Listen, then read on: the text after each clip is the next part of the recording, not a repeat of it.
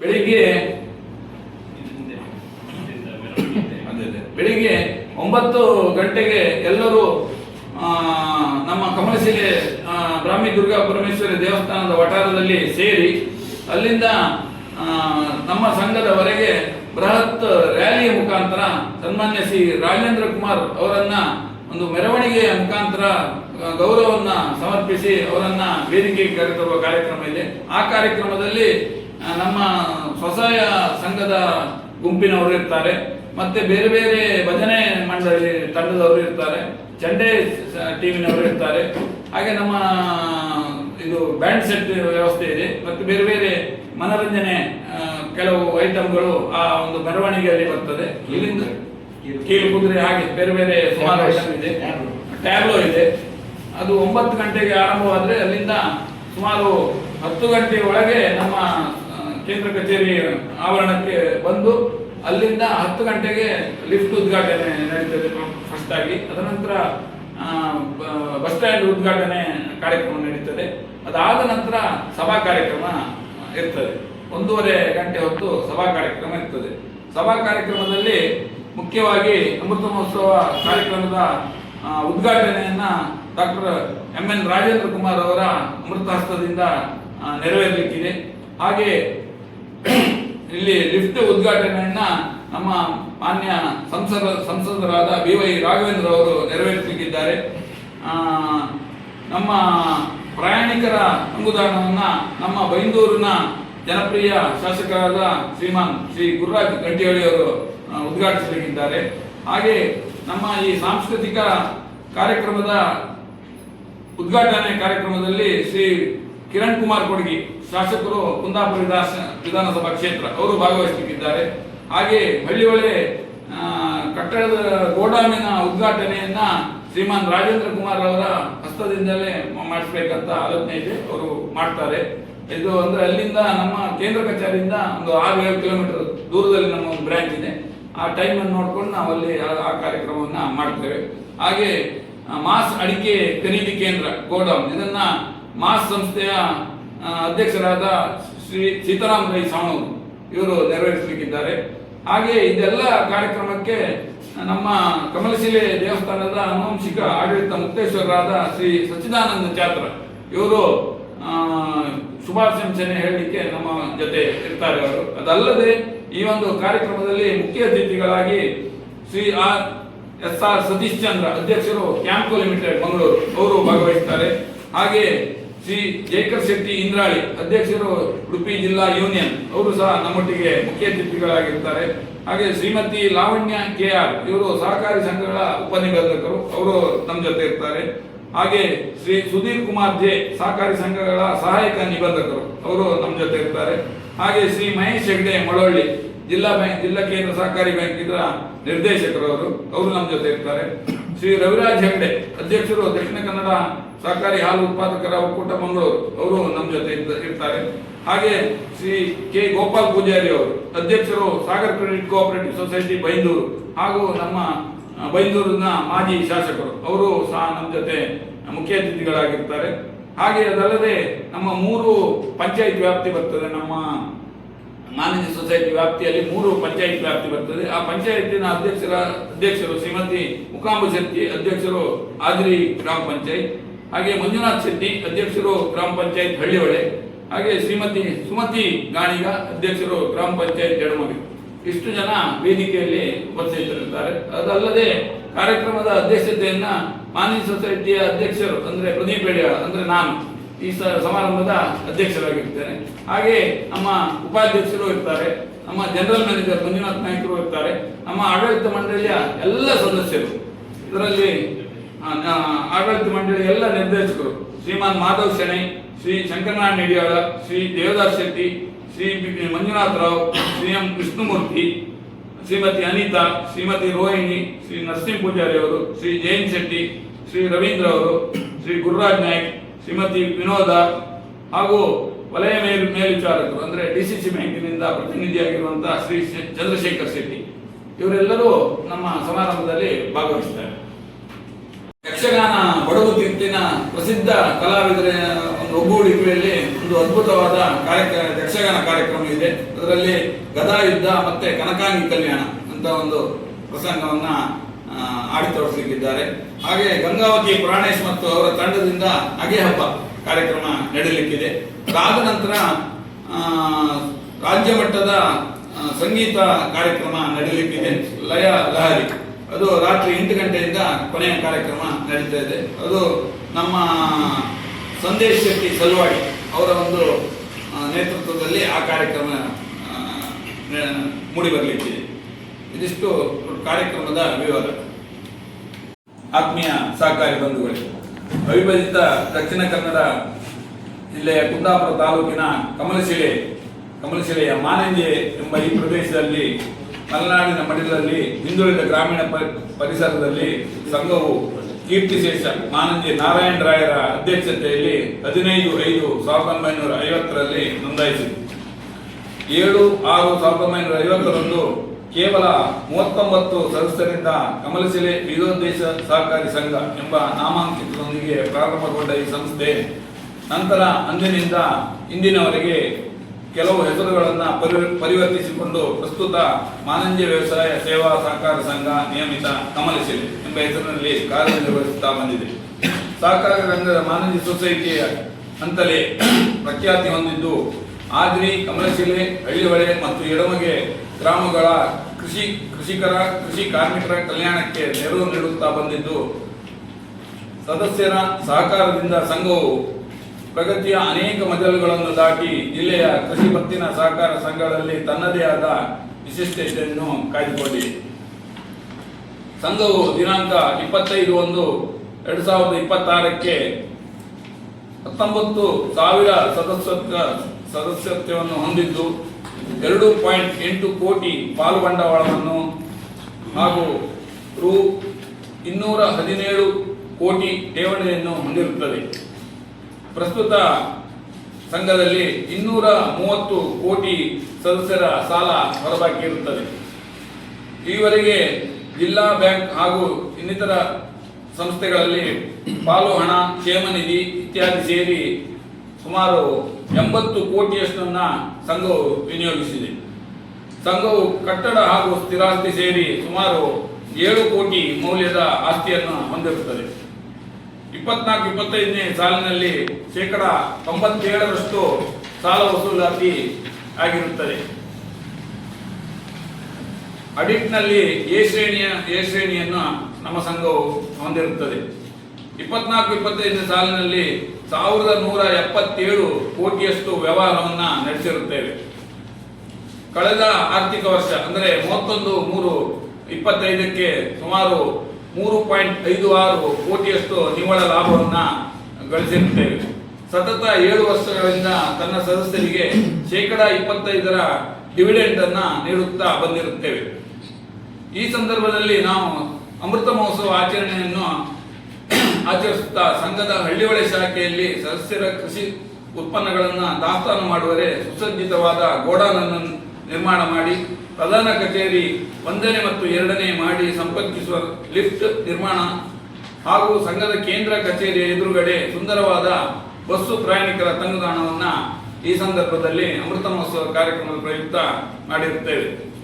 ಈ ಸಂದರ್ಭದಲ್ಲಿ ಸಂಘದ ಪ್ರಸ್ತುತ ಇರುವ ಪ್ರಥಮ 75 ಸದಸ್ಯರಿಗೆ ಹಾಗೂ ಸಂಘದಲ್ಲಿ ಈವರೆಗೆ ನಿರ್ದೇಶಕರಾಗಿ ಸೇವೆ ಸಲ್ಲಿಸಿರುವಂತಹ ಸರಿಸುಮಾರು 110 ಜನರಿಗೆ ಅವರ ಮನೆಗೆ ತೆರಳಿ ಒಂದು ಸನ್ಮಾನ ಕಾರ್ಯಕ್ರಮವನ್ನ ಅವರ ಕುಟುಂಬದ ಸದಸ್ಯರ ಜೊತೆಗೂಡಿ ಒಂದು ವಿಶಿಷ್ಟ ಕಾರ್ಯಕ್ರಮವನ್ನ ಈ ಅಮೃತ ಮಹೋತ್ಸವದ ಪ್ರಯುಕ್ತ ನಾವು ಸಂಘದಿಂದ ಮಾಡಿರುತ್ತೇವೆ. ಸಂಘದಲ್ಲಿ ಸದಸ್ಯರಿಂದ ವಿವಿಧ ನಮೂನೆಯ ಠೇವಣಾತಿಗಳನ್ನು ಸಂಗ್ರಹಿಸಿದ್ದು ಸದಸ್ಯರಿಗೆ ರೂ. 32 ಕೋಟಿಯಷ್ಟು ಶೂನ್ಯ ಬಡ್ಡಿ ದರದಲ್ಲಿ ಸಾಲವನ್ನು ವಿತರಿಸಿದ್ದು, ಸುಮಾರು 21 ಕೋಟಿಯಷ್ಟು 3% ಬಡ್ಡಿ ದರದಲ್ಲಿ ಕೃಷಿಕರಿಗೆ ಸಾಲವನ್ನು ವಿತರಿಸಿದ್ದೇವೆ. ಅದಲ್ಲದೆ ಉತ್ಪತ್ತಿ ಈಡಿನ ಸಾಲ, ಚಿನ್ನಾಭರಣ ಈಡಿನ ಸಾಲ, ಕೃಷಿ ಓವರ್ ಡ್ರಾಫ್ಟ್, ಸ್ಥಿರಾಸ್ತಿ ಖರೀದಿ ಸಾಲ, ಸ್ಥಿರಾಸ್ತಿ ಆಧಾರಿತ ಸಾಲ, ವಿದ್ಯಾಭ್ಯಾಸ ಸಾಲ, ನವೋದಯ ಸ್ವಸಹಾಯ ಗುಂಪುಗಳಿಗೆ ಸಾಲ, ವೈಯಕ್ತಿಕ ಉದ್ದೇಶ ಸಾಲ, ಮದುವೆ ಸಾಲ ಹಾಗೂ ಸದಸ್ಯರ ಅನುಗುಣಕ್ಕೆ ಅನುಸಾರವಾಗಿ ಇತರ ಸಾಲ ಸೌಲಭ್ಯಗಳನ್ನು ನೀಡಿಕೊಂಡು ಬಂದಿರುತ್ತೇವೆ. ಸಂಘದ ಸದಸ್ಯರು ಮೃತಪಟ್ಟಲ್ಲಿ ಅವರ ಅಂತಿಮ ಸಂಸ್ಕಾರ ಕಾರ್ಯಕ್ರಮಕ್ಕೆ ತಕ್ಷಣ ಅದೇ ಸಮಯದಲ್ಲಿ ರು 8,000 ಸಹಾಯಧನವನ್ನು ಸಂಘವು ಮರಣ ಸಾಂತ್ವನ ನಿಧಿ ಪರಿಹಾರ ನಿಧಿ ಯೋಜನೆಯಲ್ಲಿ ನೀಡುತ್ತಾ ಬಂದಿರುತ್ತೇವೆ. ಸದಸ್ಯರ ಕುಟುಂಬದ ಸಾಲಮುಕ್ತಗೊಳಿಸುವ ಉದ್ದೇಶದಿಂದ ಸದಸ್ಯರಿಂದ ನಿಗದಿತ ಮೊತ್ತದ ವಂತಿಗೆಯನ್ನ ಪಡೆದು ಅದರಲ್ಲಿ 50% ಸಂಘದ ವತಿಯಿಂದಲೇ ಭರಿಸಿ ಅವರಿಗೆ ಮರಣ ಪರಿಹಾರ ನಿಧಿ ಖಾತೆಯನ್ನು ಪ್ರಾರಂಭಿಸಿ ಅರ್ಹ ಸದಸ್ಯರು ಮೃತಪಟ್ಟಲ್ಲಿ ಸದಸ್ಯನು ಹೊಂದಿರುವ ಹೊರಬಾಕಿ ಸಾಲ ಅಥವಾ ಗರಿಷ್ಠ 3 ಲಕ್ಷದವರೆಗೆ ಅವರಿಗೆ ಮರಣ ಪರಿಹಾರ ನಿಧಿಯನ್ನ ಜಾರಿಗೊಳಿಸುತ್ತಿರುತ್ತೇವೆ. ಕೇಂದ್ರ ಸರ್ಕಾರದ ಯೋಜನೆಯಾದ ಹವಾಮಾನ ಆಧಾರಿತ ಬೆಳೆ ವಿಮೆ ಯೋಜನೆ ನಮ್ಮಲ್ಲಿ 95 ಸದಸ್ಯರನ್ನು ಒಳಪಡಿಸಿ ಸುಮಾರು 65 ಲಕ್ಷದಷ್ಟು ಇಂಥ ಮಿಕ್ಕಿ ವಿಮಾ ಕಂತುಗಳನ್ನು ಸದಸ್ಯರಿಂದ ಸಂಗ್ರಹಿಸಿ ಪಾವತಿಸುತ್ತೇವೆ. ನಮ್ಮ ರೈತರಿಗೆ ಗರಿಷ್ಠ ಪ್ರಮಾಣದ ಈ ಯೋಜನೆಯ ಪ್ರಯೋಜನವನ್ನು ಪಡೆಯುವಂತೆ ಮಾಡಿರುತ್ತೇವೆ.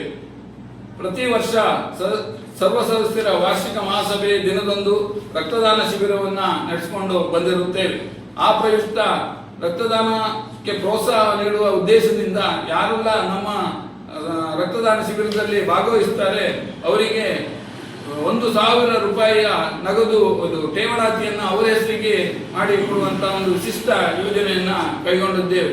ಅದರ ಉದ್ದೇಶ ಏನಂದ್ರೆ ರಕ್ತದಾನವನ್ನ ನಾವು ಪ್ರೋತ್ಸಾಹಿಸುವ ಉದ್ದೇಶದಿಂದ ನಾವು ಕೊಡುವುದು ಕೇವಲ 1,000 ರೂಪಾಯಿ ಆದರೂ ಅವರಿಗೆ ಅದರ ಮಹತ್ವವನ್ನ ಪರಿಚಯಿಸಬೇಕೆಂಬ ಉದ್ದೇಶದಿಂದ ಅವರಿಗೆ ಆ ಹಣವನ್ನು ನಮ್ಮ ಸಂಘದಲ್ಲಿ ಠೇವಣಿ ರೂಪದಲ್ಲಿ ನೀಡಿ ಮುಂದಿನ ದಿನಗಳಲ್ಲಿ ವರ್ಷ ಅವರು ಪುನಃ ಅದಕ್ಕೆ ಜಾಯಿನ್ ಆದರೆ ಅದಕ್ಕೆ ಆ್ಯಡ್ ಮಾಡ್ತಾ ಒಂದು ಸಪರೇಟ್ ಪಾಸ್ ಪುಸ್ತಕ ಅದಕ್ಕೆ ಮಾಡಿ ಆ ಒಂದು ಯೋಜನೆಯನ್ನ ನಡೆಸಿಕೊಂಡು ಬಂದಿರ್ತಾ ಇರ್ತೇವೆ. ನಮ್ಮ ಸಂಘವು ಪ್ರಾರಂಭದ ದಿನದಿಂದ ಸದಸ್ಯರ ಏಳಿಗೆ ಹಾಗೂ ಸಮಾಜ ಉದ್ಧಾರಕ್ಕೆ ಹಲವಾರು ಯೋಜನೆಗಳನ್ನ ತಂದಿದ್ದು ಇದರಿಂದ ಸದಸ್ಯರು ಹಾಗೂ ಸಂಸ್ಥೆಯ ಪ್ರಗತಿಯಲ್ಲಿಯೂ ಸಾಧ್ಯವಾಗಿದೆ. ಇದರಲ್ಲಿ ಹಲವಾರು ಯೋಜನೆಗಳು ನಮ್ಮ ರಾಜ್ಯದಲ್ಲಿ ಪ್ರಥಮವಾಗಿ ಸಹಕಾರಿ ಸಂಘದಲ್ಲಿ ಅಳವಡಿಸಿಕೊಂಡಿರುವ ಯೋಜನೆಗಳಾಗಿವೆ. ಇದು ನಮ್ಮ ಟೋಟಲ್ ಕಾರ್ಯಕ್ರಮ ಇದರ ಹೈಲೈಟ್ಸ್. ಮತ್ತೆ ನಾವು ಎಲ್ಲ ನಮ್ಮ 4-5 ಶಾಖೆಯನ್ನ ಸ್ವಂತ ಕಟ್ಟಡದಲ್ಲಿ ಹೊಂದಿರುತ್ತೇವೆ. ಜನರಿಗೆ ಮಾಹಿತಿ ಕೊಡುವುದಕ್ಕೋಸ್ಕರ ಅಥವಾ ಜನರಲ್ಲಿ ಒಂದು ಮನೋಭಾವವನ್ನ ಹೆಚ್ಚಿಸುವ ಉದ್ದೇಶದಿಂದ ಅಂತರ್ಜಲವನ್ನ ಹೆಚ್ಚಿಸುವ ಒಂದು ಕಾಳಜಿಯಿಂದ ಮಳೆ ನೀರು ಕೊಯ್ಲು ಅಂತ ನಮ್ಮ ಪ್ರಾತ್ಯಕ್ಷಿಕವಾಗಿ ನಮ್ಮ 5 ಬ್ರಾಂಚ್ಗಳಲ್ಲಿ ಮಳೆ ನೀರಿನ ಕೊಯ್ಲನ್ನ ಮಾಡಿರ್ತೇವೆ. ಅಂದ್ರೆ ನಮ್ಮ ಏನು ಮೇಲ್ಛಾವಣಿ ಇದೆ ಅದಕ್ಕೆಲ್ಲ ಇದನ್ನು ಪೈಪ್ಲೈನ್ ಅನ್ನು ಅಳವಡಿಸಿ ಒಂದೇ ಭಾಗದಲ್ಲಿ ಅದನ್ನ ಭೂಮಿಗೆ ಬಿಡುವಂತ ವ್ಯವಸ್ಥೆ. ನಮ್ಮಲ್ಲಿ ಎಲ್ಲ ಬ್ರಾಂಚ್ಗಳಲ್ಲಿ ಸ್ವಂತ ಬೋರ್ವೆಲ್ ಅಥವಾ ಬಾವಿ ಇದೆ. ಆ ಬಾವಿಗೆ ಇಡೀ ಮಳೆಗಾಲದ ಏನು ನಮ್ಮ ಕಂಪೌಂಡ್ ಒಳಗೆ ನೀರು ಸಂಗ್ರಹವಾಗ್ತದೆ ಅದನ್ನೆಲ್ಲ ಒಕ್ಕೂಡಿಸಿ ಫಿಲ್ಟರ್ ಮಾಡಿ ಅದನ್ನ ನೀರು ಭೂಮಿಯಲ್ಲಿ ಇಂಗಿಸುವಂತ ಉದ್ದೇಶದಿಂದ. ಇದರಿಂದ ಅಂದ್ರೆ ನಾವು ಜನರಿಗೆ ಪ್ರೇರಣೆ ಆಗಲಿ ಅಂತ ಎಲ್ಲರೂ ಬೇರೆ ಬೇರೆ ಸಂಘ ಸಂಸ್ಥೆಯವರು ಅದನ್ನೆಲ್ಲ ಬಂದು ನೋಡ್ಕೊಂಡು ಹೋಗಿ ನಮ್ಗೆ ಒಳ್ಳೆ ಪ್ರಶಂಸೆ ಸಿಕ್ಕಿದೆ. ಹಾಗೆ ನಮ್ಮ ಇಂಡಿವಿಜುವಲ್ ಪ್ರತಿಯೊಬ್ಬ ಕೃಷಿಕನು ಅದನ್ನು ಅಳವಡಿಸಿಕೊಳ್ಬೇಕಂತ ಉದ್ದೇಶದಿಂದ ಅದನ್ನು ಮಾಡಿರ್ತೇವೆ. ಅದಕ್ಕೆ ತಗುಲುವ ವೆಚ್ಚಕ್ಕೆ ಬೇಕಾದ್ರೆ ನಾವು ಸಪರೇಟ್ ಸಾಲ ರೂಪದಲ್ಲಿಯೂ ಕೊಡುವಂತ ವ್ಯವಸ್ಥೆ ನಮ್ಮ ಸಂಘ ಸದಸ್ಯರಿಗೆ ಮಾಡ್ಕೊಂಡು ಬಂದಿರ್ತೇವೆ. ಈಗ ಅಮೃತ ಮಹೋತ್ಸವದ ಅಂಗವಾಗಿ ನೀವು ಕಾರ್ಯಕ್ರಮವನ್ನ ಈಗ ಪ್ರಸ್ತುತವಾಗಿ ನಾವು ಆಚರಿಸ್ತಾ ಇದ್ದೇವೆ. ಆ ಪ್ರಯುಕ್ತ ನಾವು ಈಗಾಗಲೇ ನಮ್ಮ ಸದಸ್ಯರಿಗೆ ನಾನು ಈಗಾಗಲೇ ಹೇಳಿದ ಹಾಗೆ ಏನು ಪ್ರಥಮ 75 ಸದಸ್ಯರು ಈಗ ನಮ್ಮಲ್ಲಿ ಇರುವಂತವರು ಜೀವಂತ ಇರುವಂತ 75 ಸದಸ್ಯರು ಅಂದ್ರೆ 75ನೇ ವರ್ಷಕ್ಕೋಸ್ಕರ 75 ಸದಸ್ಯರಿಗೆ ಅವರ ಮನೆಗೆ ಹೋಗಿ ಅವರ ಕುಟುಂಬದ ಜೊತೆ ಸನ್ಮಾನವನ್ನು ಮಾಡಿ ಅದರ ಫೋಟೋವನ್ನು ತೆಗೆದು ಆ ಫೋಟೋದ ಕಾಪಿಯನ್ನ ಅವರಿಗೆ ಮನೆಗೆ ಪುನಃ ಕಳಿಸಿಕೊಟ್ಟು ಒಳ್ಳೆ ಅದ್ದೂರಿ ರೀತಿಯಲ್ಲಿ ಅವರು ಚಿರಕಾಲ ನೆನಪಿಟ್ಟುಕೊಳ್ಳುವಂತ ಒಂದು ವ್ಯವಸ್ಥೆ ಆಗಿದೆ. ಹಾಗೆಯೇ 75ನೇ ವರ್ಷದ ಪ್ರಯುಕ್ತ 120 ಜನ ಮಾಜಿ ನಿರ್ದೇಶಕರು ನಮ್ಮಲ್ಲಿ ಏನು ಇಲ್ಲಿವರೆಗೆ ಸೇವೆ ಸಲ್ಲಿಸಿದ್ದಾರೆ, ಮಾಜಿ ನೌಕರರು ಅವರೆಲ್ಲ ಮನೆಗೆ ಹೋಗಿ ಉದ್ದೇಶ ಏನಂದ್ರೆ ನಮ್ಮ ಕಾರ್ಯಕ್ರಮದಲ್ಲಿ ಅವರಿಗೆ ಸನ್ಮಾನ ಕಾರ್ಯಕ್ರಮ ಇಟ್ಕೊಳ್ಬಹುದಿತ್ತು. ಆದ್ರೆ ಯಾರು ಅಷ್ಟು ಫ್ಯಾಮಿಲಿ ಜೊತೆ ಅವರಿಗೆ ಬರ್ಲಿಕ್ಕೆ ಆಗುದಿಲ್ಲ. ಕೆಲವರು ದೂರದ ಊರಲ್ಲಿದ್ದಾರೆ, ಕೆಲವರು ಹೇಳಲಿಕ್ಕಾಗದ ಪರಿಸ್ಥಿತಿಯಲ್ಲಿ ಹಿರಿಯ ಸದಸ್ಯರೆಲ್ಲ ಇದ್ದಾರೆ. ಆ ಉದ್ದೇಶದಿಂದ ಅವರ ಮನೆಗೆ ಹೋಗಿ ಅವರ ಕುಟುಂಬದವರನ್ನ ಒಟ್ಟಿಗೆ ಅವರಿಗೆ ಒಂದು ಒಳ್ಳೆ ಉಡುಗೊರೆಯನ್ನು ಕೊಟ್ಟು ಚಿರಕಾಲ ನೆನಪಿರುವ ಹಾಗೆ ಒಂದು ಅಭಿನಂದನಾ ಪತ್ರವನ್ನು ಒಳ್ಳೆ ರೀತಿಯಲ್ಲಿ ಕೊಟ್ಟು ಆ ಫೋಟೋವನ್ನು ತೆಗೆದು ಆ ಫೋಟೋವನ್ನು ಪುನಃ ಪ್ರಿಂಟ್ ಮಾಡಿ ಒಳ್ಳೆ ಲ್ಯಾಮಿನೇಷನ್ ಇದರಲ್ಲಿ ಅವರಿಗೆ ಕೊಡುವಂತ ವ್ಯವಸ್ಥೆ. ನಾವು ನಮ್ಮ ಎ ತರಗತಿಯ ಸದಸ್ಯರಿಗೆ ಅಮೃತ ಮಹೋತ್ಸವವು ಯಾಕಂದ್ರೆ 75ನೇ ವರ್ಷ ಕಾರ್ಯಕ್ರಮ, ಇನ್ನು ನಾವು ಮಾಡೋದೇನಿದ್ರು 100ನೇ ವರ್ಷಕ್ಕೆ 100ನೇ ವರ್ಷದ ಕಾರ್ಯಕ್ರಮ. ಆದ್ರೆ ನೆನಪಿಗೋಸ್ಕರ ಎ ತರಗತಿಯ ಸದಸ್ಯರಿಗೆ ನಮಗೆ ಸ್ವಲ್ಪ ಬಡ್ಡಿ ದರ ಜಾಸ್ತಿ, ಈಗ ನಮ್ದು 9.5% ಉಂಟು, ಸಾಧಾರಣ ಅದಕ್ಕಿಂತ 11% ವರ್ಕೌಟ್ ಆಗುವ ರೀತಿಯಲ್ಲಿ, ಅಂದ್ರೆ 75 ತಿಂಗಳಿಗೆ ದ್ವಿಗುಣ ಆಗುವ ಒಂದು ವ್ಯವಸ್ಥೆ. ಅಂದ್ರೆ ಅಮೃತ ಮಹೋತ್ಸವದ ಕಾರ್ಯಕ್ರಮದ ಪ್ರಯುಕ್ತ ಮಾತ್ರ, ಅದು ನಾನು 31ನೇ ತಾರೀಕಿಗೆ ನಮ್ದು ಅಮೃತ ಮಹೋತ್ಸವ ಕಾರ್ಯಕ್ರಮ ಆಗ್ತದೆ, ಅಲ್ಲಿಗೆ ಆ ಸ್ಕೀಮು ಕ್ಲೋಸ್ ಆಗ್ತದೆ. ಅಂದ್ರೆ 75 ತಿಂಗಳಿಗೆ ದ್ವಿಗುಣ ಆಗುವ ಬಡ್ಡಿ ದರದಲ್ಲಿ ಅವರಿಗೆ ನಮ್ಮ ಸದಸ್ಯರಿಗೆ ಮಾತ್ರ ಅದನ್ನು ಕೊಟ್ಟಿದ್ದೇವೆ. ಅದಲ್ಲದೆ ನಮ್ಗೆ ಅದು ಮ್ಯಾಕ್ಸಿಮಮ್ ಲಿಮಿಟ್ ಒಬ್ಬ ಎ ತರಗತಿ ಸದಸ್ಯನಿಗೆ 1 ಲಕ್ಷ. ಅದಲ್ಲದೆ ನಮ್ಮ ಎ ತರಗತಿಯ ಸದಸ್ಯರು ತುಂಬಾ ಕಷ್ಟದಲ್ಲಿರುವವರಿದ್ರೆ, ಅವರು ಸಾಲವನ್ನ ಕಟ್ಟಲಿಕ್ಕೆ ನಿಜವಾಗಿ ಕಷ್ಟ ಆದವರಿದ್ರೆ, ನಿಜವಾಗಿ ನಾನು ಮಾತನ್ನು ಒತ್ತಿ ಹೇಳ್ತೇನೆ, ಯಾಕಂದ್ರೆ ನಿಜವಾಗಿ ಅವನಿಗೆ ಕಷ್ಟ ಅಂತಿದ್ದಿದ್ರೆ ಅವ ಏಕಕಾಲದಲ್ಲಿ ಅದನ್ನ ಕಟ್ಟಿ ಕ್ಲೋಸ್ ಮಾಡುವುದಿದ್ದ ಪರಿಸ್ಥಿತಿ ಇದ್ದಿದ್ರೆ ಅವನಿಗೆ ನಾವು ಏನು ದಂಡನೆ ಬಡ್ಡಿ ಅಥವಾ ಬೇರೆ ಬೇರೆ ಖರ್ಚುಗಳನ್ನ ಅದಕ್ಕೆ ಸೇರಿಸಿದ್ದೇವೆ ಅದನ್ನೆಲ್ಲನೂ ಬಿಟ್ಟು ಬಡ್ಡಿ ದರದಲ್ಲಿ ಸಹ ತುಂಬಾ ಕಡಿಮೆ ಬಡ್ಡಿ ರಿಯಾಯಿತಿ ದರದಲ್ಲಿ ಅವನು ಒನ್ ಟೈಮ್ ಸೆಟಲ್ಮೆಂಟ್ OTS ಅಂತ ಏನು ಬ್ಯಾಂಕಲ್ಲಿ ಮಾಡ್ತಾರೆ, ಅದೇ ಸಿಸ್ಟಮ್ ಅನ್ನ ನಾವು ಸಂಘದ ಎ ತರಗತಿ ಸದಸ್ಯರಿಗೆ ಮಾತ್ರ ಆ ವ್ಯವಸ್ಥೆಯನ್ನು ಕೂಡ ಈ ಅಮೃತ ಮಹೋತ್ಸವ ಕಾರ್ಯಕ್ರಮದ ಪ್ರಯುಕ್ತ ಹಮ್ಮಿಕೊಂಡಿದ್ದೇವೆ. ಅದಲ್ಲದೆ ನಮ್ಮ ಹಳ್ಳಿಹೊಳೆ ಶಾಖೆಯಲ್ಲಿ ಸುಸಜ್ಜಿತವಾದ ಗೋಡನ್ ನಿರ್ಮಾಣ ಮಾಡಿದ್ದೇವೆ. ಅಲ್ಲಿ ಒಂದು ನಮ್ದು ಮಾಸ್ ಅಡಿಕೆ ಕೇಂದ್ರ ಇದೆ, ಅಲ್ಲಿಯೂ ಸಪರೇಟ್ ಗೋಡನ್ ಅನ್ನ ಮಾಡಿದ್ದೇವೆ. ಅದು ನಾಡ್ದು ಅಮೃತ ಮಹೋತ್ಸವ ಕಾರ್ಯಕ್ರಮದ ದಿನ ಉದ್ಘಾಟನೆ ಆಗಲಿಕ್ಕಿದೆ. ಅದಲ್ಲದೆ ಒಂದು ಸುಸಜ್ಜಿತ ಲಿಫ್ಟ್ ವ್ಯವಸ್ಥೆಯನ್ನು ಸಹ ಮಾಡಿದ್ದೇವೆ. ಕೇಂದ್ರ ಕಚೇರಿಗೆ ಇಷ್ಟು ದಿನ ಲಿಫ್ಟ್ ವ್ಯವಸ್ಥೆ ಇರಲಿಲ್ಲ. ಇವತ್ತಿನ ಕಾಲಮಾನಕ್ಕೆ ಅನುಗುಣವಾಗಿ ಎಲ್ಲ ವ್ಯವಸ್ಥೆಗಳು ಬೇಕು ಅಂತ ಮನಗಂಡು, ಯಾಕಂದ್ರೆ ನಮ್ಮ ಹಿರಿಯ ಸದಸ್ಯರು ಸಂಘಕ್ಕೆ ಬರುವಾಗ ಫಸ್ಟ್ ಫ್ಲೋರ್ ಸೆಕೆಂಡ್ ಫ್ಲೋರಿಗೆ ಕೇಂದ್ರ ಕಚೇರಿಗೆ ಬ್ರಾಂಚಿಗೆ ಹೋಗ್ಲಿಕ್ಕೆ ಕಷ್ಟ ಆಗ್ತದೆ ಎಂಬ ಉದ್ದೇಶದಿಂದ ಲಿಫ್ಟ್ ವ್ಯವಸ್ಥೆಯನ್ನು ಸಹ ಮಾಡಿದ್ದೇವೆ. ಅದಲ್ಲದೆ ಒಂದು ಒಳ್ಳೆ ರೀತಿಯ ಒಂದು ಬಸ್ ಸ್ಟ್ಯಾಂಡ್ ಅನ್ನ ನಮ್ಮ ಗ್ರಾಹಕರಿಗೆ ಅನುಕೂಲ ಆಗುವ ದೃಷ್ಟಿಯಿಂದ ಬಸ್ ಸ್ಟ್ಯಾಂಡ್ ಅನ್ನು ಸಹ ನಿರ್ಮಾಣ ಮಾಡಿದ್ದೇವೆ. ಅದೆಲ್ಲ ನಾಡ್ದು ನಡೆಯುವ ಕಾರ್ಯಕ್ರಮದಲ್ಲಿ ಉದ್ಘಾಟನೆ ಒಳ್ಳಿಕ್ಕಿದೆ. ಸರ್, ಇನ್ನೊಂದು ದತ್ತು ತಗೊಳ್ಳೋದು ಪ್ರಶ್ನೆ ಅಲ್ಲ. ಅಂದ್ರೆ ನಾವು ನಮ್ಮ ಸದಸ್ಯರಿಗೆ ವಿದ್ಯಾಭ್ಯಾಸದ ಸಾಲವನ್ನ ಅತ್ಯಂತ ಕಡಿಮೆ ಬಡ್ಡಿ ದರದಲ್ಲಿ ಕೊಡ್ತಾ ಇದ್ದೇವೆ. ಅದಲ್ಲದೆ ಪ್ರೋತ್ಸಾಹ ಧನ ಅಂತ ನಾವು ಅವರಿಗೆ ಕೊಡ್ತಾ ಇದ್ದೇವೆ. ಅದನ್ನ ಪ್ರತಿ ವರ್ಷ ಮಾಸಭೆಯಲ್ಲಿ 85% ಮೇಲ್ಪಟ್ಟ SSLC ಮತ್ತು ದ್ವಿತೀಯ PUC ವಿದ್ಯಾರ್ಥಿಗಳಿಗೆ ಪ್ರೋತ್ಸಾಹ ಧನ ಅಂತ ಸುಮಾರು 5,000 ರೂಪಾಯಿಗಳನ್ನ ಅವರಿಗೆ ಪ್ರೋತ್ಸಾಹ ಧನ ಅಂತ ಪ್ರತಿ ವರ್ಷ ಮಹಾಸಭೆಯಲ್ಲಿ ಕೊಡ್ತಾ ಬಂದಿದ್ದೇವೆ. ಅದಲ್ಲದೆ ನಮ್ಮ ಮಹಾಸಭೆಯಲ್ಲಿ ಆಗಮಿಸಿರುವಂತಹ ಎಲ್ಲ ನಮ್ಮ ಸದಸ್ಯರಿಗೆ, ಅರ್ಹ ಸದಸ್ಯರಿಗೆ ಒಂದು ಉಡುಗೊರೆಯನ್ನು ಸಹ ಕೆಲವೊಂದು 5-6 ವರ್ಷಗಳಿಂದ ನಾವು ನೆನಪಿಗೋಸ್ಕರ ಕೊಡ್ತಾ ಬಂದಿದ್ದೇವೆ. ಬೆಳಿಗ್ಗೆ 10 ಗಂಟೆಗೆ ಸಭಾ ಕಾರ್ಯಕ್ರಮ ಉದ್ಘಾಟನೆ ಆಗ್ತದೆ. 10 ರಿಂದ 12 ಗಂಟೆವರೆಗೆ ಸಭಾ ಕಾರ್ಯಕ್ರಮ ನಡೀತದೆ. 12 ಗಂಟೆಯಿಂದ ಬೇರೆ ಬೇರೆ, ನಾನು ಹೇಳ್ತೇನೆ ಅದ್ರ ವಿಚಾರ ಎಲ್ಲ, ಬೇರೆ ಬೇರೆ ಸಾಂಸ್ಕೃತಿಕ ಕಾರ್ಯಕ್ರಮಗಳು ನಮ್ಮ ಸದಸ್ಯರಿಂದಲೇ ಸುಮಾರು 3-4 ಐಟಮ್ಗಳು ನಮ್ಮ ಸದಸ್ಯರಿಂದಲೇ ಕಾರ್ಯಕ್ರಮ ನಡೀತದೆ. ನಮ್ಮ ವ್ಯಾಪ್ತಿಯಲ್ಲಿ ಬರುವಂತ ಪ್ರೌಢಶಾಲೆ ಮಕ್ಕಳಿಂದ ಸಹ ವಿವಿಧ ಕಾರ್ಯಕ್ರಮ ನಡೀತದೆ. ಹಾಗೆ ಮಧ್ಯಾಹ್ನ ಮೇಲಿಂದ ಯಕ್ಷಗಾನ ಕಾರ್ಯಕ್ರಮ ಇದೆ. ಮತ್ತೆ ಗಂಗಾವತಿ ಪ್ರಾಣೇಶ್ ಅವರಿಂದ ನಗೆ ಹಬ್ಬ ಕಾರ್ಯಕ್ರಮ ಇದೆ. ಅದರ ನಂತರ ಗಾನ ಲಹರಿ ಅಂತ ಒಂದು ಸಂಗೀತ ಕಾರ್ಯಕ್ರಮ ಇದೆ. ಮಧ್ಯಾಹ್ನದ ಕಾರ್ಯಕ್ರಮಕ್ಕೆ ನಮ್ಮ ಒಂದು ಅಂದಾಜಿನ ಪ್ರಕಾರ ಸಭಾ ಕಾರ್ಯಕ್ರಮ ಮತ್ತೆ ಊಟದ ಹೊರಗಿನ ಕಾರ್ಯಕ್ರಮಕ್ಕೆ ಒಂದು 3,000 ಜನ ಸೇರುವ ನಿರೀಕ್ಷೆ ಇದೆ. ಮಧ್ಯಾಹ್ನ ಮೇಲಿನ ವಿವಿಧ ಕಾರ್ಯಕ್ರಮಗಳಿಗೆ ಸಂಜೆವರೆಗೆ ಒಂದು 6 ರಿಂದ 7,000 ಜನ ಅದನ್ನು ಬೆಳಿಗ್ಗೆದಲ್ಲದೆ ನಾಡುದು ಅಷ್ಟು ಜನ ಸೇರುವಂತ ವ್ಯವಸ್ಥೆ ಸೇರ್ತಾರೆ. ಅದಕ್ಕೆಲ್ಲ ಪಾರ್ಕಿಂಗ್ ವ್ಯವಸ್ಥೆ ಆಗಲಿ, ಬೇರೆ ಬೇರೆ ಏನೆಲ್ಲ ವ್ಯವಸ್ಥೆ ಬೇಕು ಅದೆಲ್ಲ, ಸಿಟ್ಟಿಂಗ್ ವ್ಯವಸ್ಥೆ, ಊಟ ಉಪಚಾರ, ಬೆಳಿಗ್ಗೆ 8 ಗಂಟೆಗೆ ಉಪಹಾರ ಕಾರ್ಯಕ್ರಮ ಆರಂಭ ಆಗ್ತದೆ. ರಾತ್ರಿ 12 ಗಂಟೆವರೆಗೆ ನಡೆಯುವಂತ ಎಲ್ಲ ಕಾರ್ಯಕ್ರಮಗಳು ಮಧ್ಯ ಊಟ ಉಪಚಾರ, ಕುಡಿಯುವ ನೀರಿನ ವ್ಯವಸ್ಥೆ, ಮಜ್ಜಿಗೆ ವ್ಯವಸ್ಥೆ, ಬೇರೆ ಎಲ್ಲ ವ್ಯವಸ್ಥೆಗಳನ್ನ ಸುಸಜ್ಜಿತವಾಗಿ ಮಾಡಿದ್ದೇವೆ. ನಿಮ್ದು ಬಸ್ಸಿನ ವ್ಯವಸ್ಥೆ ಇತ್ತಾ? ನಮ್ದು ಸಪರೇಟ್ ಬಸ್ಸಿನ ವ್ಯವಸ್ಥೆ ಇಲ್ಲ. ನಮ್ಮ ಸದಸ್ಯರು ದೂರದಿಂದ ಬರುವವರಿಗೆಲ್ಲ ನಾವು ನಮ್ಮ ಸಂಘದ ಸದಸ್ಯರಿಗೆ ಅವರಿಗೆ ವ್ಯವಸ್ಥೆ ಮಾಡಿದ್ದೇವೆ. ಪಬ್ಲಿಕ್ ಮಾಡಿಲ್ಲ.